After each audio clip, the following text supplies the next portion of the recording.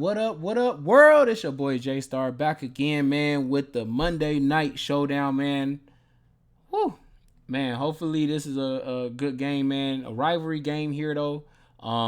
Cincinnati, having a huge injury in Jamar Chase, but both of these defenses the same defense. Like I say, we try to go over always the defense and the points given up by each team. I know the last one with the Packers, man, I just had to be simple and just keep it really real with y'all how I felt, because just felt like that was the way to do it. Or like I say, even if I gave y'all the Rodgers way of doing that, I feel like it should help y'all out with getting that and winning some big money anyways. But with this one, we're going to get back on track how we always do it. We're giving y'all the fantasy points, going through defense strategies to that way we can find out who the best plays and stuff.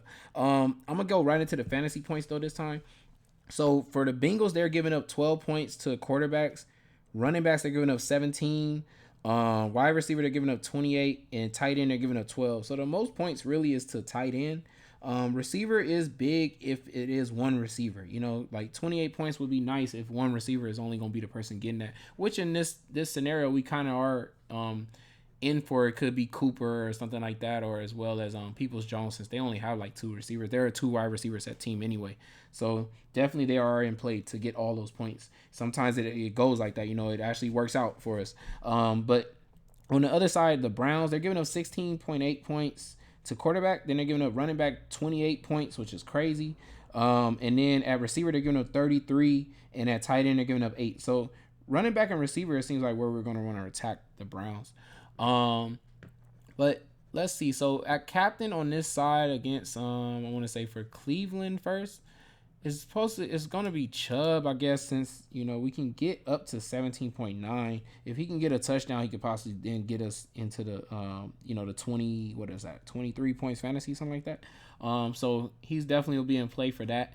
As well as I still gotta say Hunt, if he if they're gonna run in the touchdown with him, gotta put him in play too at captain.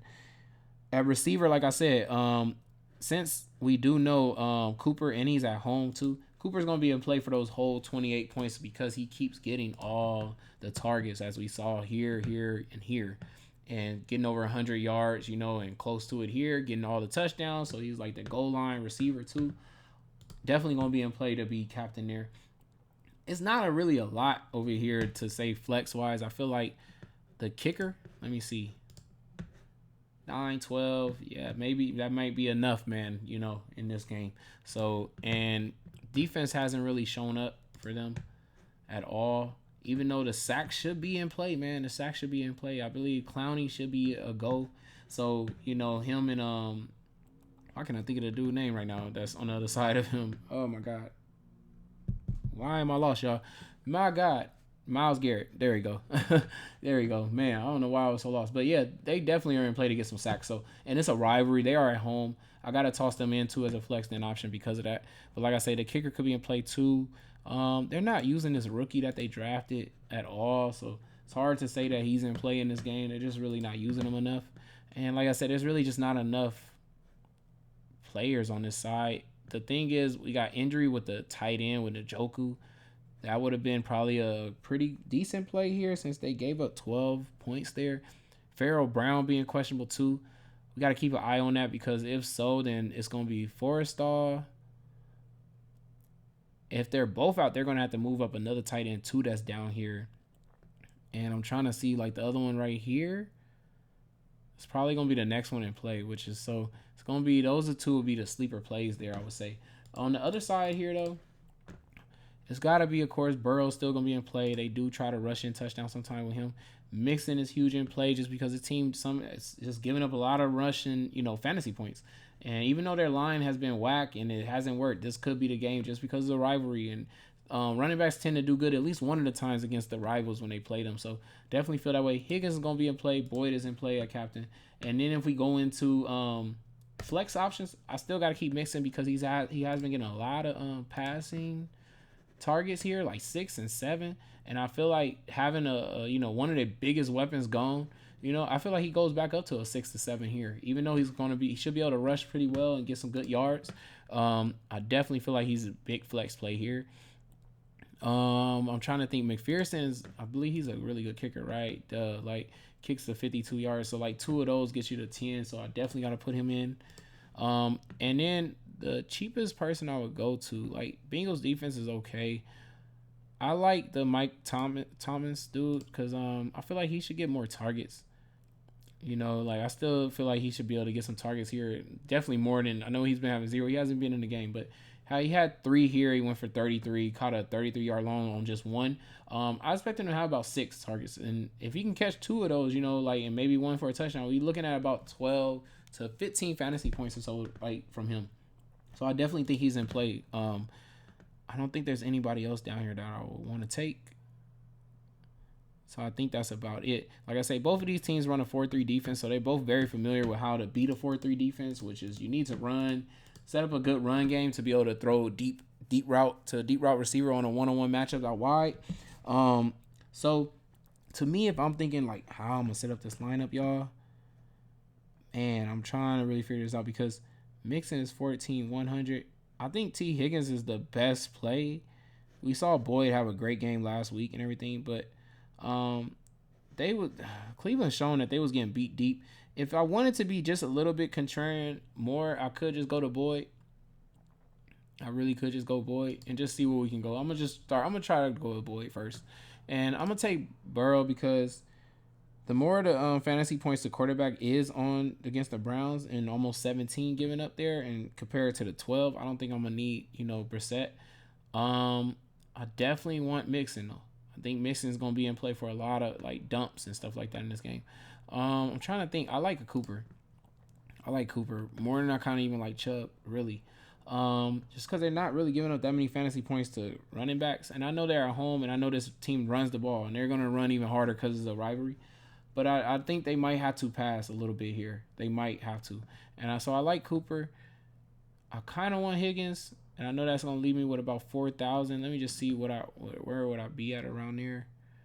Browns defense, David Bell, who's not really getting like they would have to use him a lot. That's like a random sleeper to toss in there. Feels like let me see. Is anybody? Let me see. Hunt, maybe Hunt. Maybe I would take Hunt because I feel like they would try their hardest then to shut down Chubb in this game. Maybe Kareem Hunt is the guy.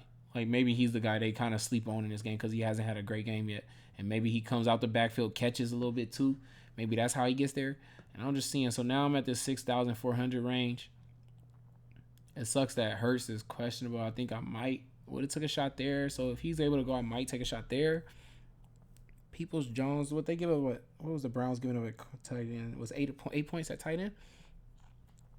Peoples-Jones could be in play here. Just because I just got this feeling that Cincinnati is going to force Cleveland to have to like actually throw the ball in this game. So I think he could be in play. I know they wasn't giving up a lot of points, but he's 6 for 6. Let's see, 4-3 defense. Anybody? Nobody's a 4-3 defense they played. That's what's so crazy. As of lately, at least. But at least you see his targets have went up a lot. So he might be the play here. That might be the play.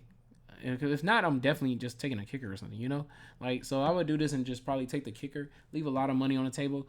I think the last showdown, I forgot. We saw like the most cheapest person be captain. It was Isaiah Likely for the Thursday night showdown there. They left $3,800 on the table. But I know he was already super cheap. But like I told y'all, like I didn't think it was gonna be a sleeper play like below 1,000, which likely wasn't below 1,000. So, it just like this is another game where I don't think you probably need a sleeper here, but leaving a lot of money once again probably wins you this whole thing here. So that's what I would want to do is just leave a lot of money, even if I had to take somebody like a Mike Thomas play or something crazy and just leaving that much money like that. And maybe if not, I can go. I think now what do I still have the money to get Nick Chubb? Yeah, like I still have the money to get Nick Chubb. So if I wanted to do that, or just go ahead and take any other options with Kareem Hunt instead and leaving more money, I think I would like something like that.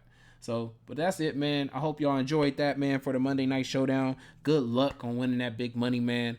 Hopefully y'all already won some big money for the full slate and everything.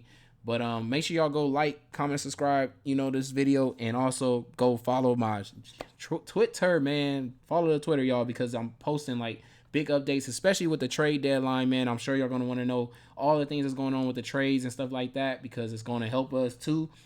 We're preparing for the weeks to come and stuff like that.